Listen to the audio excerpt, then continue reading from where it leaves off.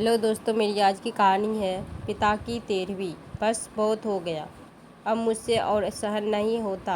अब मैं यहाँ एक पल नहीं रुकूंगा। शांति, तुम्हारी बहू ने तो मेरा जीना हराम कर दिया है। केवल 1 महीना ही तो हुआ है बच्चों के साथ उनके शहर आए हुए, लेकिन इस 1 महीने में ही जी भर गया है। अरे गांव में अच्छा भला गुजारा चल रहा था। साल भर से अंगूठी पर सेकी हुई जली भुनी सूखी चाहे जैसे भी रोटी खाकर गुजारा हो ही रहा था।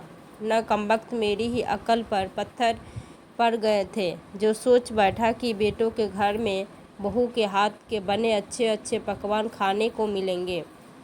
कमबख्त यह जीभ की लालसा ही दगा दे गई। पता है शांति, अपना घर छोड़ने से पहले एक पल को तो मन में विचार ही आया था कि बहुएं तेज तरार है, किसी बड़े छोटे का लिहाज नहीं करती। अगर कभी कुछ उल्टा सीधा बोल देगी तो कैसे सहन करूँगा। कहते कहते दमा के मरी सोहनलाल जी को खांसी छिड़ गई और फिर कुछ संभल कर बोले, लेकिन शांति क्षणिक सुख की लालसा के आगे आत्मस्वाभिमान ने भी घुटने टेक दिए और बेटों के कहने मात्र से ही सुखी खुशी खुशी उनके साथ शहर आ गया, यह नर्क से भी बदतर जिंदगी जीने के लिए। पर अब मैंने फैसला ले लिया है शांति, अब मैं किसी की एक नहीं सुनूंगा और तुम भी मुझे यहाँ रोकने को नहीं कहोगी। 72 वर्षीय सोहनलाल जी अपनी दिवंगत पत्नी की तस्वीर को देखते हुए बड़बड़ाते जा रहे थे। भरा पूरा परिवार होते हुए भी उनका अपना कोई नहीं था, इसलिए पत्नी की तस्वीर से बात करके अपने दिल का गुब्बारा हल्का कर लिया करते थे।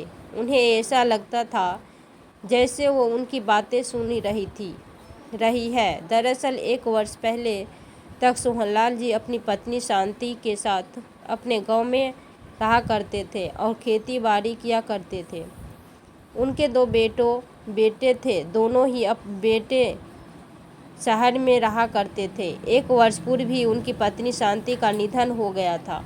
पत्नी क्या गई, उनकी तो जैसी जिंदगी ही चली गई थी। बेटे बहू औपचारिकता निभाकर अपने अपने घर चलते बने थे।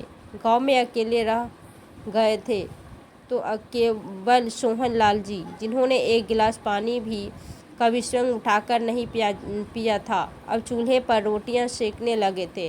अंगूठी के धुएं से अक्सर उन्हें खांसी छिड़ जाती थी। जैसे तैसे पका कर नमक और प्याज के साथ वो जली भुनी रोटियां निगल लिया करते थे, पर बेस्वाद खाना खाते खाते पत्नी के हाथों के बने खाने को याद करने लगे थे।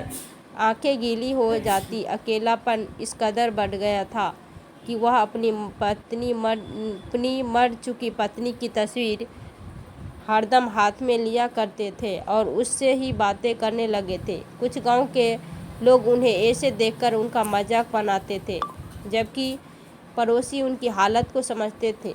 वे जानते थे कि यह पागलपन नहीं, अकेलापन है जो उन्हें अंदर ही अंदर खाए जा रहा है। सोहनलाल जी की ऐसी हालत देखकर उनके पड़ोसी ने उनके बड़े बेटे को फ़ोन किया और उनकी मानसिकता स्थिति के बारे में सूचना दी और उन्हें अपने साथ रखने को कहा। बूढ़े पिता को अपने पास रखने के लिए दोनों बहुएं हरगिज राजी नहीं थी, परंतु लोक लाज के डर से उनके दोनों बेटे उन्हें अपने साथ शहर ले गए। सोहनलाल जी भी स्वादिष्ट खाना खाने का अरमान लिए बेटों के साथ खुशी खुशी चल दिए।